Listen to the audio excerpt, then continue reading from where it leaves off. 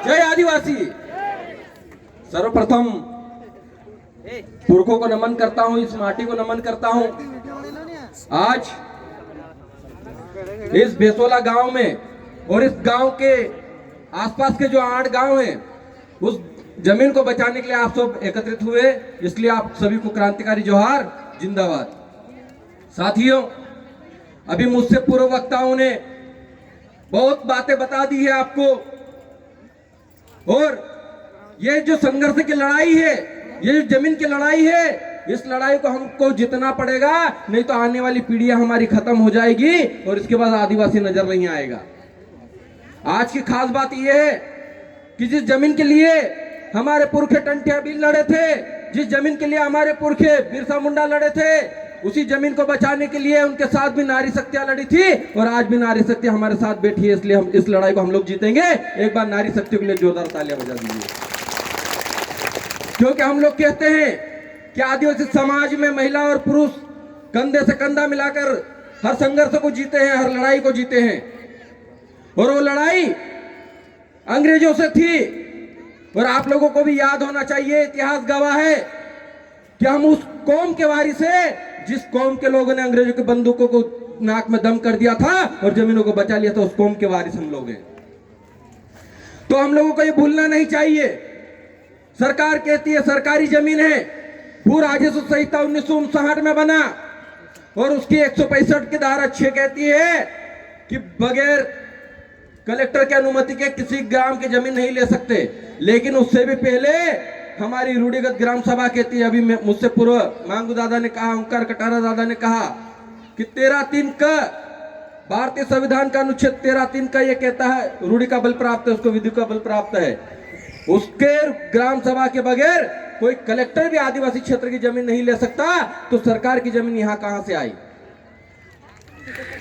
जब इस देश का सबसे बड़ा कोर्ट है सुप्रीम कोर्ट, उसने जजमेंट दिए, समता जजमेंट दिया, वेदांता जजमेंट दिया, उसमें कहा कि आदिवासी क्षेत्रों में सरकार की 1 इंच भी जमीन नहीं है, आदिवासी क्षेत्रों में सरकार एक व्यक्ति के समान है।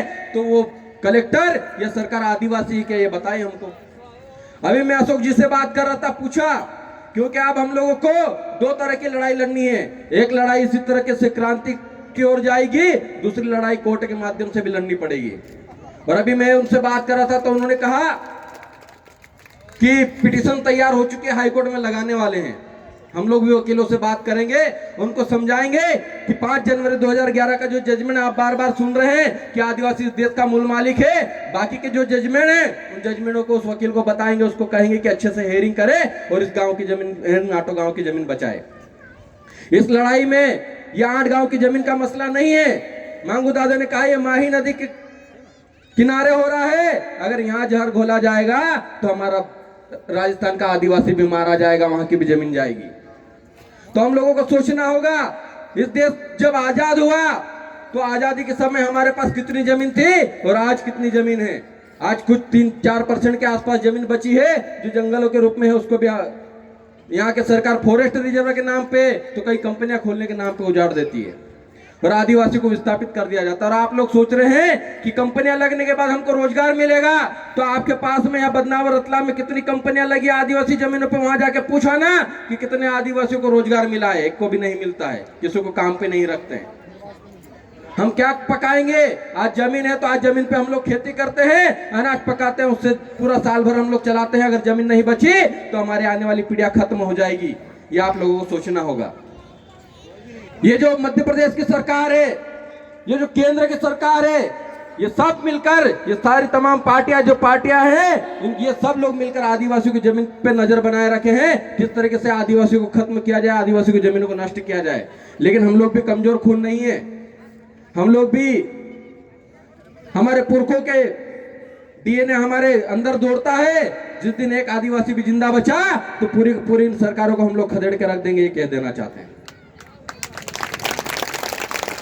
लेकिन ये लड़ाई हम लोग संवैधानिक तरीके से लड़ेंगे। अब हम लोग संविधान पढ़ने लगे, हम संवैधानिक तरीके से लड़ाई लड़ रहे हैं, नहीं तो हम लोगों को टंटिया और बिरसा बनने में देर नहीं लगेगी। इस बात को भी कह देना चाहते हैं।